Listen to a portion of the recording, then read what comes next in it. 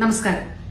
രണ്ടാം പിണറായി വിജയൻ സർക്കാർ 3 വർഷം പൂർത്തീകരിച്ചിരിക്കുന്ന ഈ അവസരത്തിൽ ആരോഗ്യ കുടുംബക്ഷേമ വകുപ്പിലെയും വനിതാ ശിശു വികസന വകുപ്പിലെയും ഈ കാലയളവിൽ ചെയ്ത പ്രവർത്തനങ്ങൾ, അതും തെരഞ്ഞെടുത്ത ചുരുക്കം ചില പ്രവർത്തനങ്ങൾ മാത്രം ഈ ദിവസങ്ങളിൽ ഇവിടെ കുറിക്കുമ്പോൾ, ആദ്യ ദിവസം മെഡിക്കൽ വിദ്യാഭ്യാസവുമായി ബന്ധപ്പെട്ട് ആവിഷ്കരിച്ച പ്രവർത്തനങ്ങളിൽ തിരുവനന്തപുരം മെഡിക്കൽ കോളേജിലെ ന്യൂറോ ഇന്റർവെൻഷൻ സെന്ററിനെ കുറിച്ച് പറഞ്ഞിരുന്നു. കുറേയേറെ ആളുകൾ എന്താണ് ആ ന്യൂറോ ഇന്റർവെൻഷൻ സെന്റർ, അതൊന്ന് വിശദീകരിക്കുമോ എന്നുള്ളത് ആരാഞ്ഞിരുന്നു.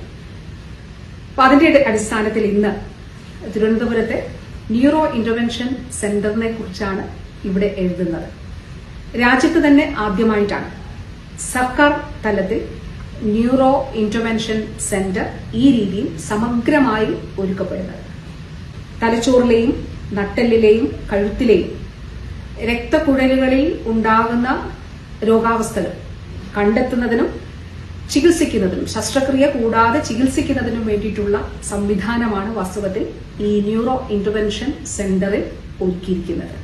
സ്ട്രോക്ക് മൂലം വലിയ രക്തക്കുഴലുകളിൽ ഉണ്ടായിട്ടുള്ള ബ്ലോക്കുകൾ അത് മാറ്റുന്നതിന് വേണ്ടിയിട്ടുള്ള മെക്കാനിക്കൽ ത്രോംബക്ടമി ഉൾപ്പെടെയുള്ള കാര്യങ്ങൾ ഈ ന്യൂറോ ഇന്റർവെൻഷൻ സെന്ററിൽ ചെയ്യാനായിട്ട് സാധിക്കും.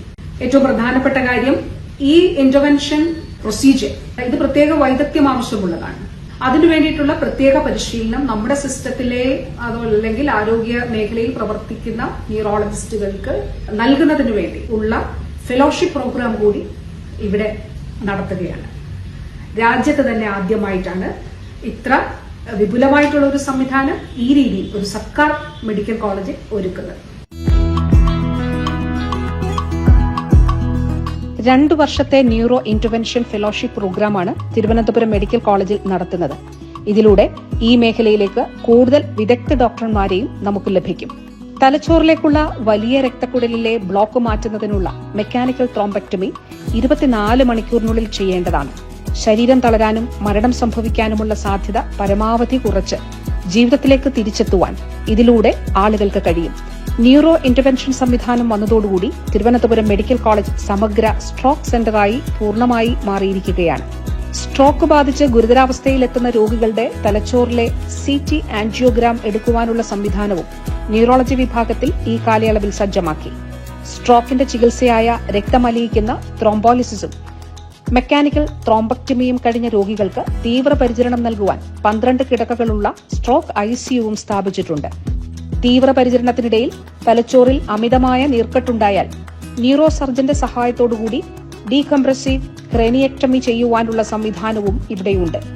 കഴുത്തിലെ രക്തക്കുഴലുകളിലെ അടവുകൊണ്ടാണ് രോഗാവസ്ഥ ഉണ്ടായതെങ്കിൽ വാസ്കുലർ സർജന്റെ സഹായത്തോടുകൂടി എൻട്രാക്ടമി ചെയ്യുവാനുള്ള സംവിധാനവും മെഡിക്കൽ കോളേജിലുണ്ട്.